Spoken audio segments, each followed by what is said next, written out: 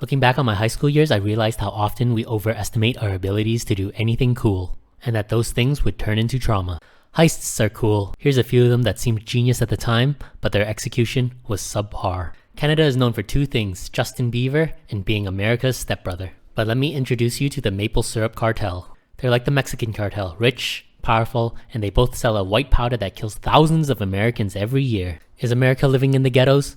Only you can decide. Anyways, our first set of thieves took on Big Maple, aka the F-Pack, who today probably through a series of murders, blackmails, and other gang-related shenanigans and whoop-de-woos controls 77% of the global maple syrup supply. So the year is 2011 and somewhere here, near Canada's perineum, the great maple syrup heist begins. Richard Valliere and friends were low-level grunts at an F-Pack warehouse. Man, these barrels are dusty. Yeah, they only check on them once a year or so. Once a year? What the heck? What happens if it's rotted or some shit? You know, there might not even be any maple syrup inside. Someone could have just taken the syrup and replaced it with water, and no one would know.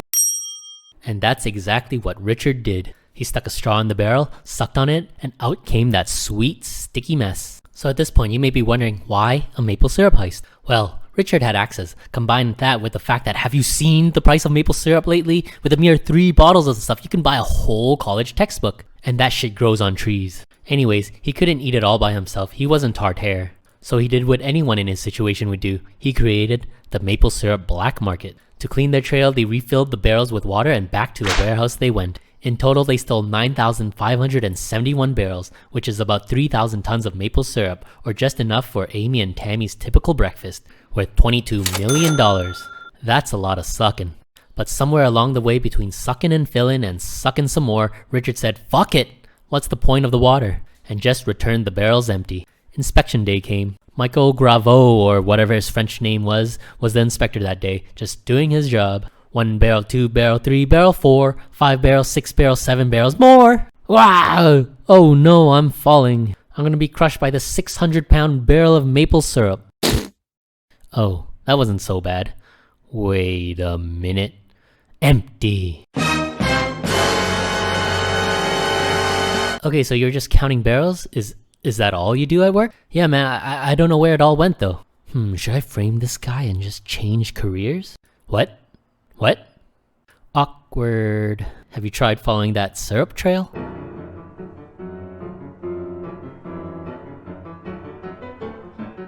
Freeze. Oh God.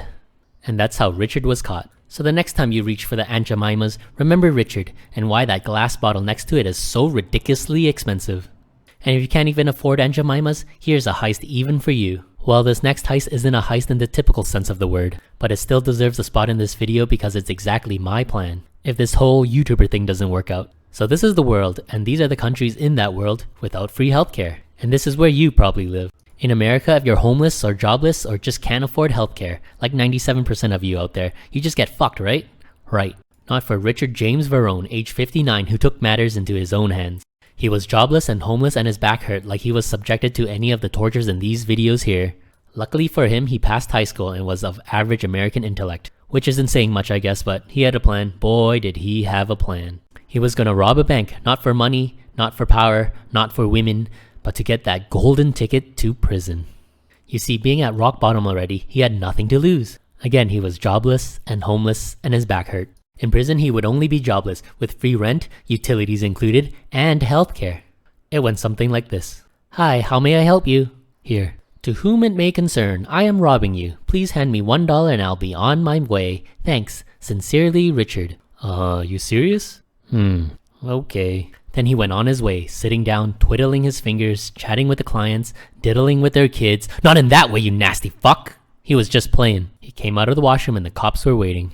It was all going according to plan, up until it wasn't. The judge only sentenced him with measly larceny and not robbery like he wanted. With robbery, he could get 3 years in prison, and when he was out, every crack addict's dream waited for him.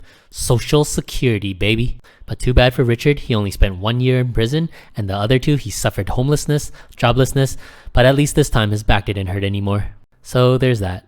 His big brain play spawned many copycats, Donald Santa Crocs, Mark Vogel, unnamed homeless man number 2, and this other dude who robbed a bank just to get away from his wife. He was sentenced to house arrest.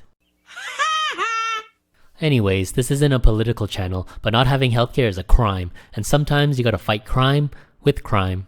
Our next heist is a little spicier than a homeless man and maple goop and involves ladies' panties. This is Christine Gibson. She and her buddies worked at the Bank of England's incinerator plant. So when money gets used and abused and gets just too old, the incinerator is where it goes to keep inflation low. We can use some of that right now.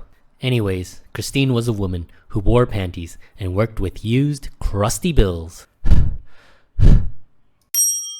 Hey, I got an idea. Why not take this money and not burn it? Nobody's gonna know. How will they know? So you wanna smuggle it out? How? Shove it in my pants? Shove it in your pants. 700,000 British pounds went through her panties in these 4 years, making strippers around the world envious of her efficiency. But you know, as they say, behind every successful woman, there is a moron husband.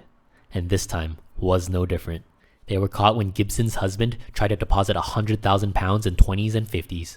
So facing jail time, Gibson remembered the 2 golden rules. We don't talk to the police, and snitches get stitches. Following these 2 tenets, Christine Gibson got away. But unfortunately for our next thief, he lived in mainland China, where freedom is as non-existent as Hillary Clinton's OnlyFans subscribers. Ren Zhaofeng was a bank manager at the Agricultural Bank of China, the ABC. And being Chinese, he was probably good at math. So he calculated the exact amount of tickets he would need to buy from the Chinese lottery to win. So he stole 200,000 yuan from the ABC. 26,000 US dollars worth of tickets, please. Scratch, scratch, scratch, scratch, scratch, scratch. Holy shit! It worked.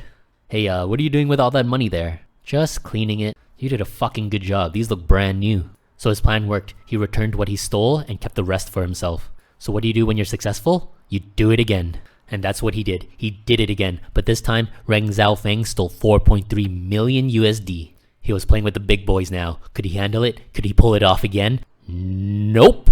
So now his palms are sweaty, knees weak, arms are heavy. And what do gamblers do when they lose? That's right.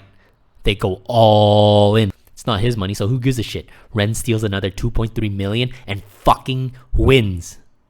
13 grand.